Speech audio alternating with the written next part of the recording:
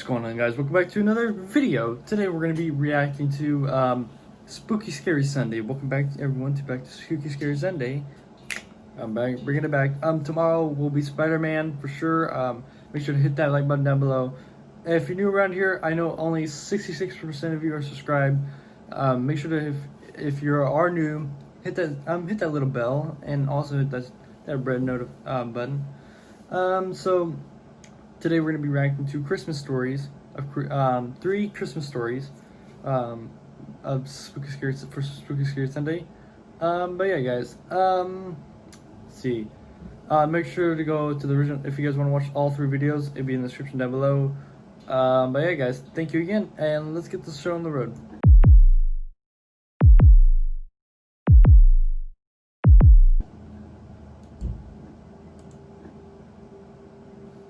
It was November of 2006. I was a 16-year-old kid living in the town of Altoona, Iowa. I went to bed early one night because I had to work the early shift at McDonald's. As I slept, I had a dream that I was running through downtown Des Moines, but I wasn't on a jog. I was running from something. As I ran around the corner of a building, I came face to face with my pursuer. A tall man wearing a trench coat and a top hat stood in front of me. The only thing visible of his face was his eyes. They were abnormally large with black pupils, and it looked at me as if it wanted something. After what felt like hours, he reached out his bony hand, as if he wanted me to go with him. I woke up violently from my dream, and after catching my breath, I peered around my room to see if I was safe. As I stood up from my bed, I noticed that I could see my breath. Feeling confused, I checked my window. It was latched shut. I then walked over and checked my vent. I could still feel warm air coming from it.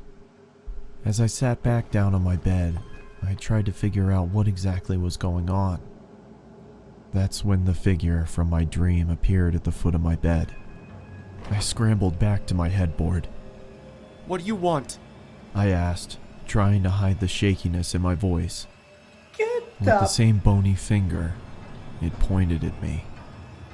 Growing up in a religious home, I believed what I was looking at was a demon. I told the creature to leave. No. It just waved its finger at me, and with a low voice, it spoke to me. "Never leave. Always here." The creature then screamed loudly and disappeared. A feeling of nausea came over me, and I vomited on my floor. The last thing I remember was cleaning myself up and waking up to my alarm. It's been about a month since I had seen the top hat wearing man in my bedroom. The Christmas season was in full effect. My parents weren't home because they got invited to some kind of event, so it was only me and my 3 sisters at home. No. I had to wake up early in the morning for work, so I decided to go to sleep. I rested my head on my pillow and closed my eyes. Not even 30 seconds passed until my sisters burst into my room and started singing obnoxious songs. This of course made me very angry, but I thought if I ignored them that they would leave me alone.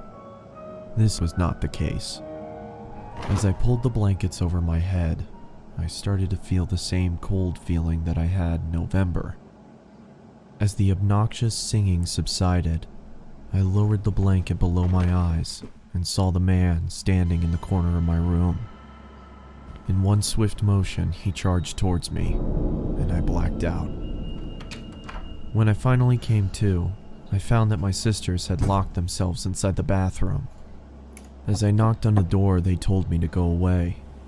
I asked them what happened, and all they could say was Mom and Dad were on their way home. I looked down and saw that my hand was slightly bloody. Holes were in the bathroom door, and a broom was sticking out of the wall. I then walked into the living room and found that there were knives stuck into the wall as well. The same wave of nausea passed over me, just like in November, and I threw up again. As I was cleaning up, my parents walked through the door. My father immediately walked over to me and gave me a good beating. Then he sent me to my room. I went to bed crying. Not from the beating. I was crying because of the confusion. I had no idea what was going on. The next morning, my sisters reluctantly sat next to me and told me what had happened. They said I got angry and chased them down and tried to hurt them. They said my eyes were red to the point where they thought I was bleeding from them.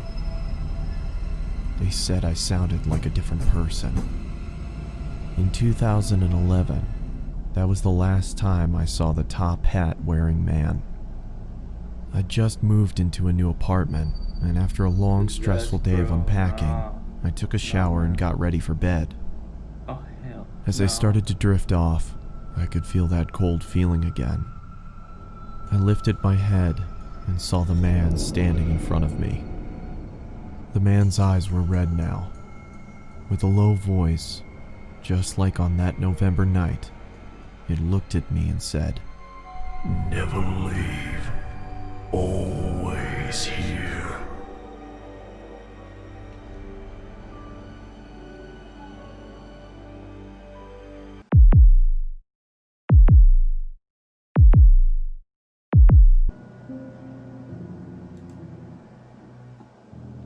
This story took place about 5 years ago on Christmas Eve night. It was around 1 in the morning, and I had just finished placing presents under the tree.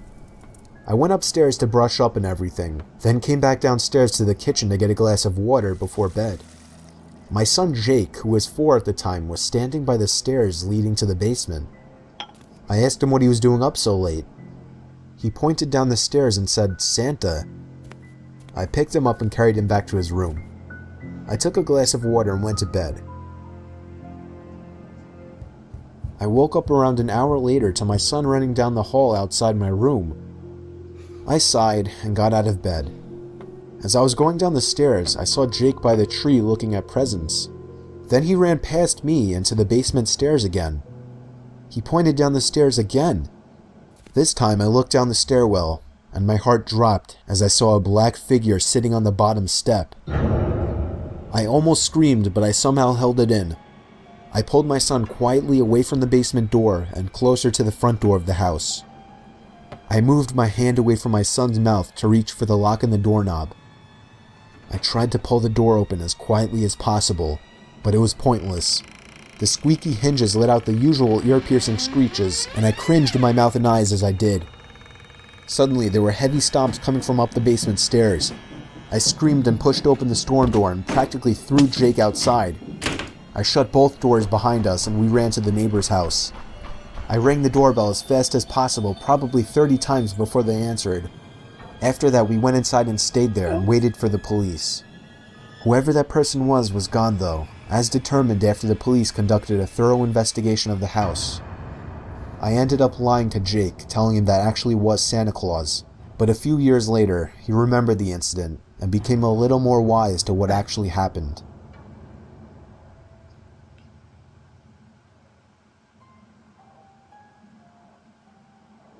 Nah, bro. Nah.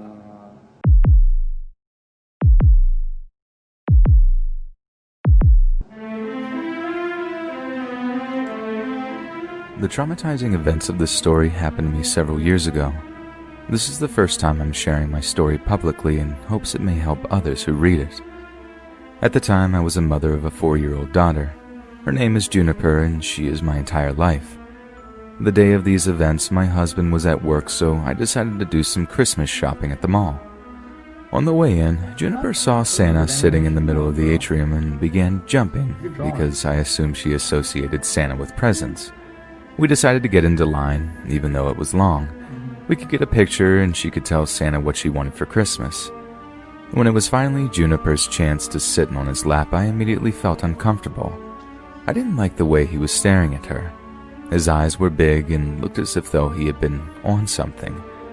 She sat there for a moment and told the man what she wanted as I watched, filled with anxiety. After about 2 minutes, he got her off his lap and winked goodbye to her and said Merry Christmas. Happy this ordeal was over, we did the little bit of shopping we had to do and pressed on through the day.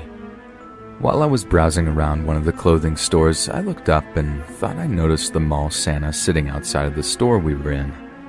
Not taking any chances, I grabbed Juniper and walked out of the other entrance of the store. After a little while longer of shopping, we decided to get some lunch in the food court of the Bro, why does that look like we're, dude! Bro, mall. it looks like almost I kept my eyes peeled because I just had Mother's intuition that something wasn't like right. food court. We were finishing our food, and literally as we were about to get up, the mall Santa came over to our table.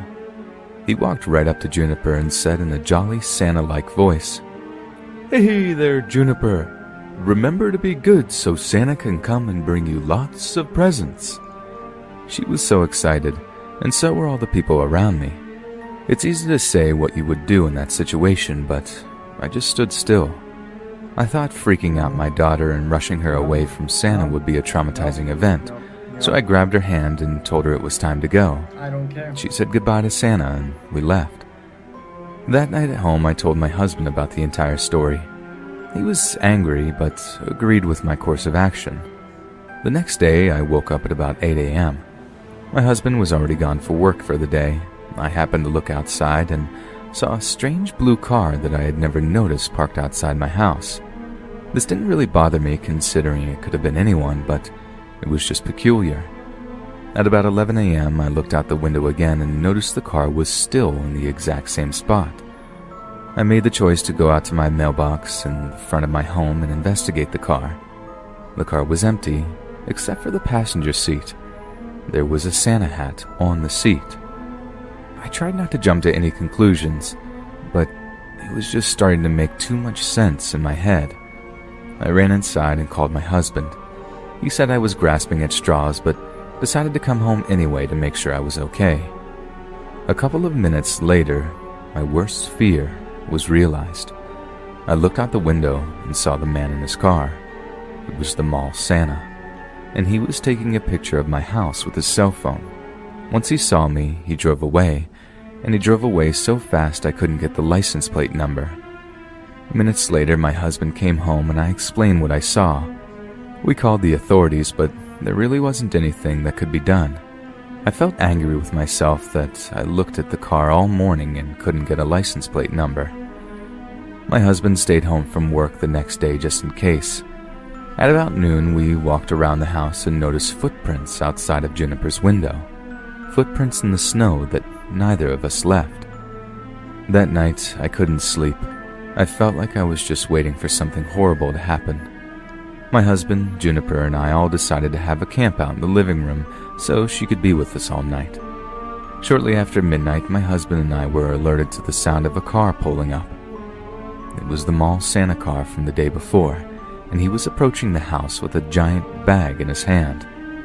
I called the police, as my husband stalked him through the windows. The lights were off, so the mall Santa couldn't see us through the windows. He made his way all the way to Juniper's window. He started to tap on the windows, almost as if though he was trying to wake her up. My husband stood on the other side of the window, trying not to scare him away until the cops came. That's when we heard it. "Hey Juniper, it's Santa. Come take a ride in my sleigh and I'll show you the reindeer." Praying that the cops would show up any minute, I sat in the fetal position, not knowing if this lunatic had a gun or any other weapon. He kept tapping and whispering, "It's me, Santa." Finally, the cops showed up, and when we heard the sirens out front, my husband jumped out the window and tackled the mall Santa. My husband yelled for the cops, and the cops detained the man. He didn't have any weapons on him, but his car did have duct tape and rope. It gives me nightmares to this day, thinking of that horrible situation and what could have happened. My Christmas miracle is that my family is safe, and my daughter didn't have to really experience any of the intense feelings my husband and I did over those couple of days. If you as a parent have instincts about the safety of your child, please follow them.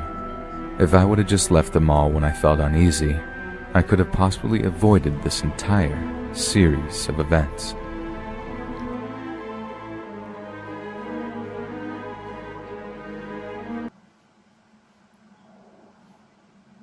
Well, guys, hold on.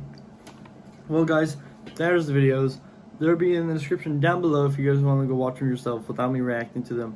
But anyways, guys, thank you so much again for watching. I don't know why, whatever. Like I said, if you're new, go ahead and hit the subscribe button. Oh yeah, shout out to the person that shows up on the screen. But yeah, guys, like I said, I told you I'd give you a shout out. Tomorrow is Spider-Man, and yeah. Have a nice night, everyone. Stay safe out there, and yeah, have a nice day, everyone. Goodbye. But that's alright. Hush.